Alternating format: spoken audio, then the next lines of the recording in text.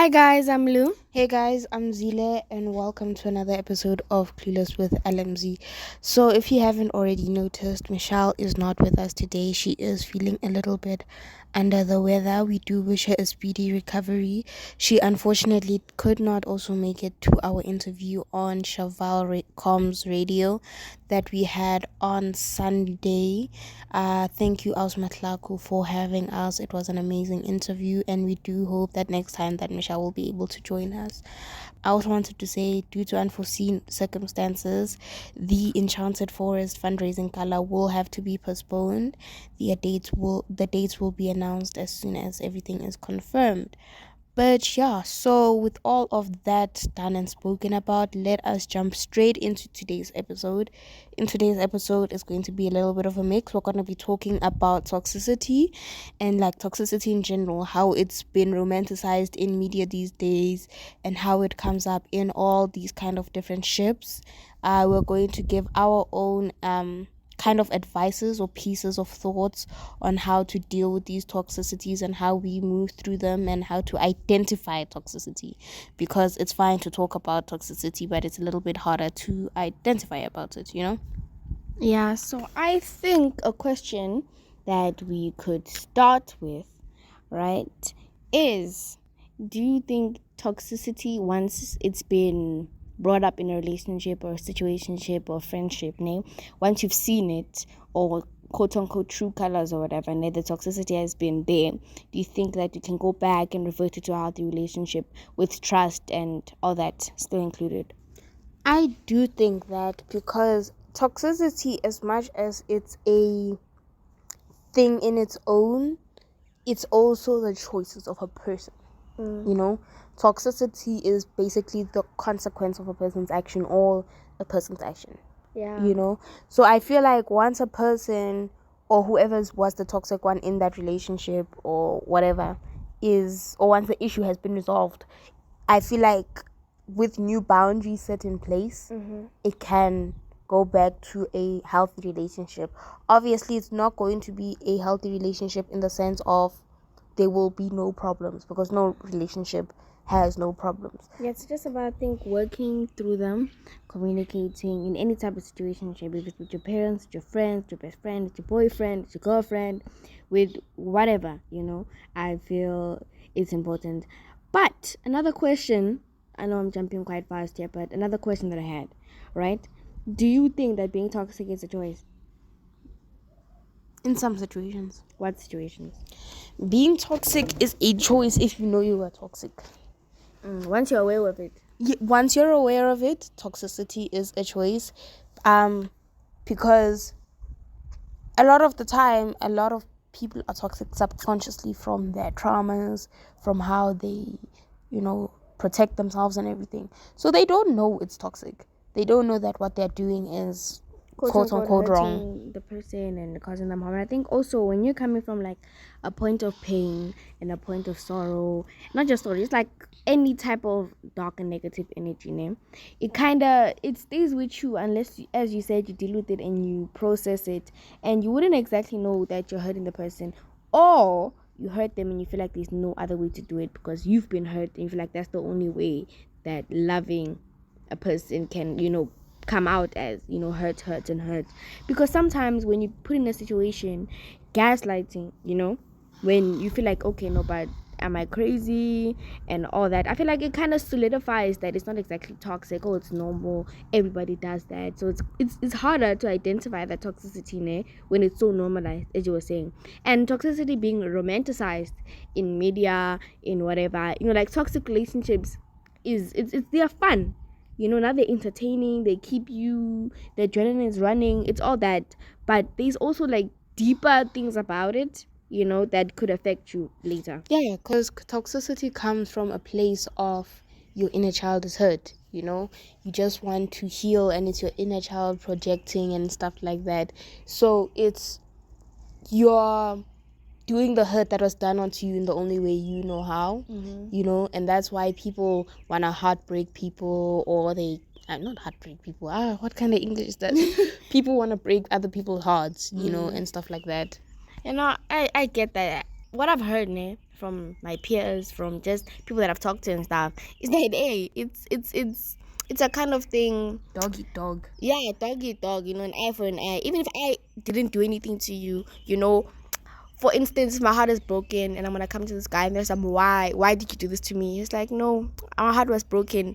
What does that have to do with me? Like, why do I have to pay for the other person's sins and things that they do to you? And I feel like that's the lack of balance, and I don't know, that's how most things end up, being toxic and stuff. Like not thinking through the repercussions of it. When you just do something, you don't think about how is it going to process, how is it going to go to the other person, how they're going to ingest it, how they're going to digest it and stuff like that.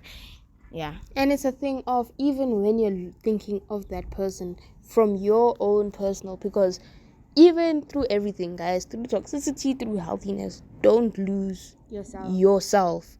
But also remember that you're not living in the world by yourself. It's quite a hefty balance to figure out, because it's a thing of, you don't want to lose yourself to placate someone else, but you don't also want to placate everyone else and then lose yourself. So with toxicity, you need to hold yourself responsible for being toxic if you're toxic, for doing toxic actions and everything, but at the same time not beating yourself up about it, especially in the cases of you didn't know you were toxic. I feel like there's a difference from people who have been broken, who have been hurt from past situationships, relationships, friendships that has caused those issues, that have caused those road bumps in their said relationships and stuff. And I think from there, if you're like, okay, I'm sorry for hurting you, I didn't mean to hurt you, it's coming from a place I didn't know, as you were saying, and they were not self-aware about it. But there are also those people who are very aware of what they're doing. Their goal is to break as many hearts as possible, right? And I'm saying there's going to be people like that in the world. Not everybody's trying to be better, not everybody's trying to be healthy. Some people like being toxic, some people like hurting, so it's also working around that. Because the one thing about being open-minded, giving everybody a fair chance, there's always going to be that possibility that you're gonna find somebody's gonna take advantage of that. Yeah. You've got the whole wolf in sheep's clothing thing, because you'll find people who you'll think, no, they want to heal and stuff, but in all honesty, they just see you as a challenge. A hill that they can climb. A hill that they can climb, and a person that they can break. And it's a thing of, even through that, as hard as it can be, to find or keep yourself, not necessarily find, but to keep yourself true to yourself, because in that situation, it's very easy if a person cuts off your arm, it's very easy to want to cut off their arm too, and personally for me, it's a thing of, I've had to learn to let go and let the universe be. And in the situations where I have to be my own universe and be my own karma, let it not come from a place of revenge and hurt, but let it come from a place of acceptance and forgiveness. No, yeah, I feel like it's important to forgive and not forget, because I was watching a documentary, and this one journalist says that if once you forget, right, you don't, it's hard for you to learn that lesson, to not repeat that same mistake that you want to forget, so you could forgive yourself and forgive other people, but you can't forget it, so they don't go back and hurt you again, or you don't find yourself in that same situation. That leads me to another question that just popped up. I feel like, do you think being petty is toxic? Nah, because honestly, me, I don't know whether I'm calling myself out, but hey, guys, sometimes when people hurt me, I find it really hard not to want to hurt them back and all that. You could just let them go. You want to be dog like that. You want to be down there, stay there. And I'm bigger than that. I am gonna overcome that instead of stooping down to your level. But no, guys, it's hard. No, it's hard not wanting to hurt somebody in the way that they hurt you. And I feel like that's me being open, that's me being honest. I don't want to be fake and just mean forgive and forget, just move on. Everybody should be forgetting. Sometimes, why did you do that to me? Why did you do that? But it's fine. Sometimes some people need an answer for healing, and you're not always going to get that answer, and that may stop you from healing, but I think it's also, as I said, within. It should always come from within. That's what I've learned, at least. Yeah, I've always found it personally difficult because I've never really had an issue with a person confrontationally. You know, I've never really, like, if I have a person, I'm the kind of person that if I have an issue with a person, it's quite literally that my issue with that person. A person will never know that I have an issue with them. It's one of the boundaries that I'm learning. Holding grudges. Yeah, not necessarily holding grudges, but bringing awareness to issues, you know, that I have with a person. I feel like also being passive aggressive can be somewhat of toxic, because let me put you in a situation now. You do something to me, ne? You hurt me. You don't know that you did that to me. I'm going to keep quiet. I'm not going to say anything. I'm going to say, no, it's fine. Nothing, not too deep about it. But then I'm going to teach you differently. I'm going to be pressed about it without you even knowing. Therefore, it's going to cause more issues because you didn't sit down and talk about it. And that could also categorize as being toxic in its own. Yeah, personally, for me, being passive aggressive does classify as being toxic. Especially when you blame that person for not changing. But like, okay, you hurt me, you're going to hurt me repeatedly. But you're not letting that person know that you're hurting them. Yeah, or that they're hurting you. And especially in the case when that other person has come up to you on a multiple occasion of, is there an issue between us? I want to work on it. If there's an issue, Let's talk about it. Let's talk about it. That's why in one of our episodes we had stated that a toxic relationship really does take two to tango. Because I feel, someone can be toxic to you, but in a way, for it to be continuous, unless what I'm talking stalker vibes, they're not gonna let you go. You trying to actively let go and they're pressing you not to. But if it's a type of thing where, like, okay, they know that they're doing wrong to you, you know that they're being bad, you tell them this, they apologize, yet you still stay. You enable them in a way. And I'm not saying, yes, it's not completely your fault. You may have other circumstances, other thoughts that put you in that situation. But I feel like, yes, that also does, in a way, classify as being toxic. It does classify as being toxic because not necessarily being toxic to that other person, but you're also now being toxic to yourself. You're being toxic to yourself because you are staying in a relationship that keeps hurting you, that continuously keeps letting you down. So you are letting yourself down because you are putting up with this behavior. Yeah, and I also said that, I think I mentioned this in one of the friendship episodes, right? That being in the dark and being hurt can be comforting at the same time. Change is scary. Why, when you're in a toxic relationship, this is the only boyfriend you've had, and they've been bad to you, and and they've been always telling you that, oh no, I'm the only guy that's gonna like you, nobody's gonna want you. It's really hard to leave that situation, even though you yourself know that, okay, this is not good for me, this is not giving me anything, yet you still can't leave. You feel like there's some sort of chain on your foot, or there's something restricting you. Yeah, it's the other side of the coin in the conversation that we had in our previous episode of control. That it comes to a point where they have that control over you, and because you are so stuck in it, because it's very easy to get stuck in it, because you're so stuck or comfortable in it, it's hard to escape that control.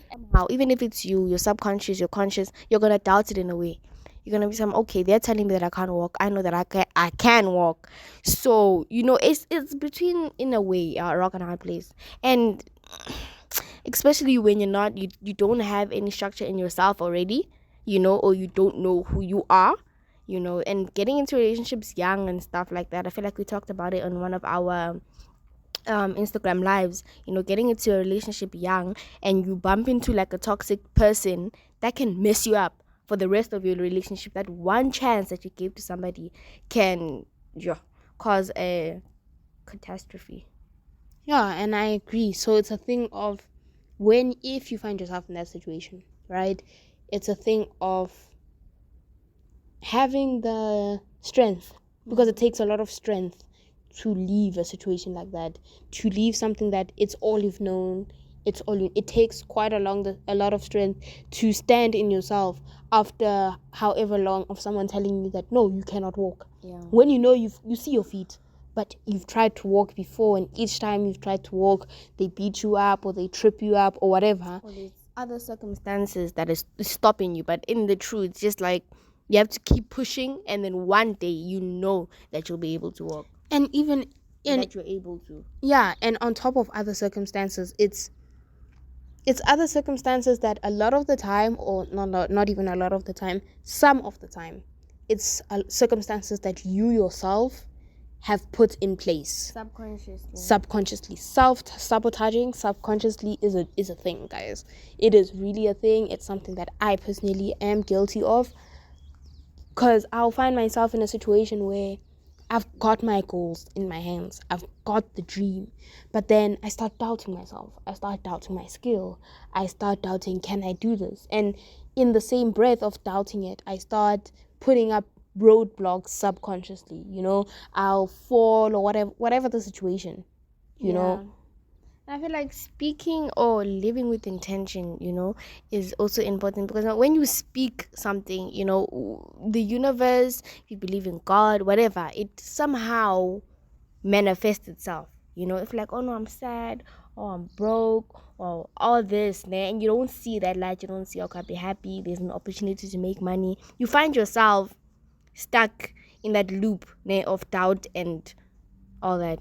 Yeah, and having the strength to step out of that loop of doubt and everything, because it's very easy to sit in that hole, to sit in that depression, to sit in that depression. It's very easy to sit there and be comfortable in it, because even as heavy as it is, it's constant. Depression is a constant in a lot of people's lives, because life is full of rocky ups and downs, and it is so much better to stay on the down, or people find it so much better to stay on the down rather than go up and then risk falling.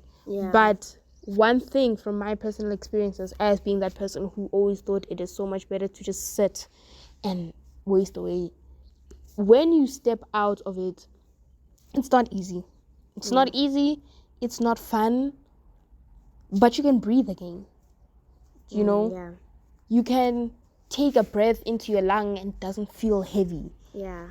Those moments can be far and in between for some people. You'll find yourselves in downs more than ups a lot of the time for some people. But those moments where you do decide, or where you find the strength to be like, no, I'm not going to sit in this down. I'm going to sit here while I process and everything. Because again, the balance of shadow and ego, the balance of light and dark, sometimes you do need to sit in the dark. You do need to hold yourself, in the dark, right? But then after that, taking that step of stepping into the light, even when the sun hurts or the brightness hurts, taking that first step is painful, but it's also it's so relieving, and I don't know when I personally took that first step, but I remember the sensation of it. I remember that I was like, so this is life. This is how it feels to wake up in the morning and actually be happy that I've woken up, I think one of the things that also want to jump in today was the popularization and glamorizing toxicity, and how it happens, but don't really realize it and stuff. Because now, if they're gonna say somebody hurts you and you go to your friend and you're like, oh no, this person did this, that, and the third, and they're gonna be on some, no, it's just normal, it's just how it is. Joel, you're gonna get your heart broken. When you date, you're gonna get your heart broken. Like, why is that an intention working in that? I'll break my heart. Like, I don't think it should. Obviously, with everything, is going to be a positive and a negative, but I get what you're meaning. It's a thing of, yes, in life there's going to be positives and negatives, but it's also people affect that scale. And in today's society, a lot, you'll find that people lean towards that heartbreak scale in a relationship, especially in relationships and in jolo. Exactly. I mean, Joel and all that. Hey, I could talk about the toxicity. I'm thinking like right now, when it comes to dating and joling and all that, right? It's a game. It's a game, right? Okay, I feel like it depends on different age groups and you personally. I'm not gonna generalize largely like that, right? But when you jaw, it's between who is gonna get their heart broken first. Am I gonna break you or are you gonna break me? That's the type of thing. City girls up, you see guys and with their accounts. I've seen it. That okay, you're gonna get into a relationship to either entertain yourself, ne, and just see how toxic you can be. Like toxicity is now ranked. How much or how many people can you hurt at the same time? How many people can you be talking to? How many people can you cheat on with? It's just it's crazy. Yeah, and then those same people that were trying to be ranked in the toxicity are the same people who will come back looking for real love or a true relationship and be like, no, all these girls are heartbroken. Or all of these girls are breaking me, they are hurting me. Kante, what do you do? Oh, all of these guys. It's because it's a feeding cycle that every person feeds into. And then you've got those fine in between people who don't feed into it or who don't want to feed into it. And then they're left with the heartbreak because there's a majority of it who do feed into it. So it's a thing of people know heartbreak because that's what's trending. That's what's trending right now. Heartbreak. Yeah, it's either like you're gonna be tussling and tussling. Okay, now I'm talking like situationships and stuff, ne? I'm not gonna lie, there's some beautiful, beautiful relationships out there. Happy couples, couple goals, stuff like that, ne? I'm talking here in my peers, all of this, ne? Seriousness, we're young, right? For me, like I'm young, there's no point in like I'm not seeing myself. I don't want to get into a 5-year relationship and all that. It's just about getting to know what you like, getting to know who you want to be with. It's just having fun basically, and that it doesn't need to be toxic. You don't need to break somebody's heart in order to mess around. Yeah, that's where people get confused. That's one of the things that I've seen, or one of the areas that I've seen. People get confused that in order for me to have fun with you, your heart is needed to be broken. It's basically you don't have to win in a relationship. Sometimes you can just, we messed with each other, it was fine. It's not working anymore. Let's separate, or let's not do this. Let's change into another boat. Let's ride something else. It's fine, but you don't need to have the loss, or you don't need to break that person's heart. Like, it's not necessary. A lot of the time, because people feel like they need to, it's an ego thing. People feel like they need to have the last word. People don't want to be used, but people feel very happy using other people. And if you find yourself in that situation, if you're the type of person that, no, I don't want to be used, but I want to use someone, 110% girl, go and look. If you look hard enough, you will find somebody who you can use and they wouldn't mind being used. One thing for me, honestly, if I'm going to point something else in situationships and stuff like that, if you're going to use a person, honestly. Yeah, I feel like if you want to, like, okay, what makes it toxic in a way is the lack of communication. Somebody will step into like a situation or step into a talking stage or get to know somebody, ne? The one person is looking for like a serious, not just getting to know you. I want to date you. I want to do all that, ne? And the other person is like looking for a fun time, looking for a link or whatever. It doesn't even necessarily have to be sexual. Just a quick thing or quick short-lived situationship, and I may not be as serious as you, and you don't know that, right? And some people like playing that game, as I said, but I think it's important to, like, okay, I'm just looking for a talking stage. Once my ex broke up with me, I'm bored, I want to talk to somebody. When he comes back, I'm gonna leave you. Yeah, but then it's a thing of people shift funky when they're like that. It's a thing of, it's two sides of the coin. You can be honest, ne? But a lot of the time, other people walk away from that because, again, people don't want to be used. But in all honesty, the way I see it, ne, people use each other already.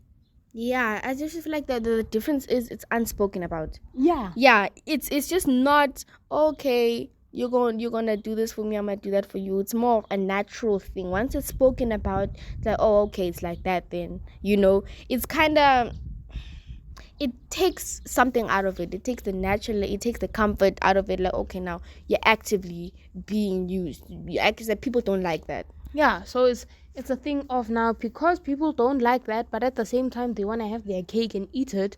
That's how you resort to using people and not letting you know. Yeah. Because if I come into this thing of, okay, now I'm not looking for anything serious, stuff like that, you're not gonna give me as much as I want. You know, you're not gonna text me good night, you're not gonna text me good morning, you're not gonna put that enthusiasm in it, or you know, there's a possibility of that happening because you know it's temporary.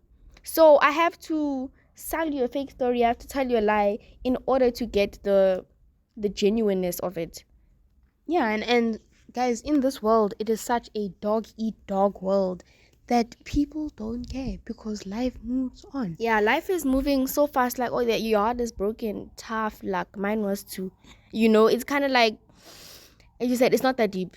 It's not that deep. But guys, it's not necessary. It may not be that deep, but doesn't make it any more necessary. Not only it's not necessary, but you've got those people that it's that deep for them. Mm. You know, you've got those players who have been playing, it's fine, they're playing amongst other players. When you're playing amongst other players, play along. But then now you go and play amongst people who've never been heartbroken. You're setting other people up for now to be players. You know, it's a thing of the butterfly effect. Yeah, it's continuing a unnecessary cycle. If you want to have fun, I bet there are people who have the same mindset as you. You know, you don't have to go galama and choose somebody who's never been in that situation. It's basically wanting fresh meat.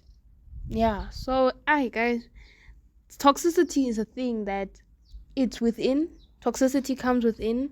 Sometimes it's in your control, sometimes it's not in your control. I feel like it's life, it's all over the place. It's a roller coaster.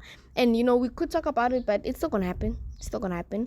You know, and definitely you wanna hear more of what you guys want us to talk about, and you know, topic ideas and your perspective, your stories, stuff like that. We definitely, we're thinking of doing like a a confession type of video where we'd take like all your submissions and read them anonymously, of course, and like give our thoughts and our advice if that's what you ask for. But yeah, guys, it's a thing of what we wanted to do with this episode is just talk about the toxicity and about how you can heal it within yourself. Because as Lulu had said, it's within the world, it's within other people, and you can't heal all that toxicity as yourself, but you can take the first steps to healing it within yourself, and then when it is dumped upon you or when you stumble upon it as yourself, processing it in the correct manner. And I think one thing, I wouldn't say that I'm too experienced or like I have the criteria to be giving full on advice, right? But when it comes to identifying toxicity, right, it starts with somebody not respecting your boundaries.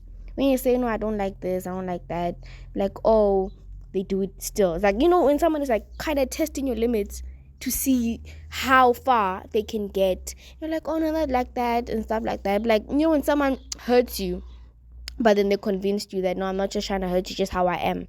And if you love me, you're going to accept that. No, guys, yes, you can love a person, and when you love a person, you love all sides of them. But there's also a thing of you've got your own boundaries. Yeah, there needs to be a balance. Okay, yes, you're hurting me. Yes, you're hurting me. They could say, oh, no, I'm sorry for hurting you, babe. It's because I was hurt. I'm like, okay, then take that time, step back, heal yourself. Just because I love you doesn't mean I have to keep up with your mess. You know, that this is something. If you love somebody, you don't have to keep up or deal with all that BS that they put you through. It's not necessary. You don't deserve that. It's not your weight to carry. A relationship, one thing that I've seen in society a lot that is portrayed, a relationship is not one half people coming up and making a circle. No. A relationship is two full people. Of a healthy relationship, in my opinion, is two full people. I know who I am, you know who you are, or people who are on that discovery in a healthy way, and they want to go through with it together. I also think a problem is trying to find yourself in somebody else. And because now that also gives them some sort of control, because now they could shape you in whatever way, because now you come, and that's why, okay, dating, I wouldn't say dating, you shouldn't date when you're young. I don't necessarily agree with that name. I feel like you could date, you can meet and learn through other people and stuff like that. Yeah, minusing sexual and tontons name, but I'm talking about like relationships and friendships. I don't think there's an age limit. You don't have to be 18 in order to love. You don't have to be 25 in order to love. You know, it's just loving correctly and learning how to not only give that love correctly, but take it correctly. And then that's also what kind of leads into like a toxic relationship, because toxicity could also be two confused people hurting each other on accident. because they don't know what they're doing. They don't know how to handle somebody's emotions. They don't know how to handle all that. Therefore, they ended up breaking it. It's like giving a glass to a baby. The probability of it falling and cracking is very high. So it's a thing of, in life, if there's one thing that I would push a lot, is that in life, it's all from within. You know, everything that is on the outside starts from within. How you treat people, how you want to be treated and stuff like that. Yes, your childhood shaped you. Yes, your surroundings shaped you. But it also gets to that point in your age or in your subconscious where you have control of how it shaped you. You have control of what you took away from it. You have control of, if you've got trauma, how you heal from it, how you process it, how you move with it. And I also feel, I'm going back a bit, but I also feel like toxicity is not taking responsibility for your wrongs and blaming it on your hurt. Like, okay, no, as I was saying, I feel like I've repeated this a couple times, or in same thing, different fonts type of vibe. But yeah, it's not taking responsibilities for your actions. Yes, you were hurt, but it also comes to a point in a person's life where you are subconscious. Yeah, like you're conscious of why you're doing that, or that you're hurting that person. Yeah, it comes to that point in life, you're conscious of what you're doing, and the fact that you're still doing it means that you do have control, so holding yourself responsible for that, and accountable again, without beating yourself over it. But yeah, guys, this has been a beautiful, I hope, insightful topic. Even though it's just me and Lou, and we do hope Michelle comes. Michelle. Hopefully, we're gonna see her and have her on the next episode. We're gonna be seeing her soon. When the next episode, hopefully, it's going to be a video instead of an audio. We're gonna get together soon. But yeah, I think that'll wrap. We're gonna wrap up this episode here. Thank you guys for listening. If you've listened this far, and I hope you have a great day. Please don't forget to follow our socials. They will be in the intro and the outro and in the description. As she said, unfortunately, we'll not be having the gala event, but the tickets will be up for sale still. And if the dates are just moved, it's going to be the same thing. It's just the inconvenience of it not being now. Yeah, the dates will be announced as soon as everything is finalized. But yeah, this has been Clueless with L and Z. Bye.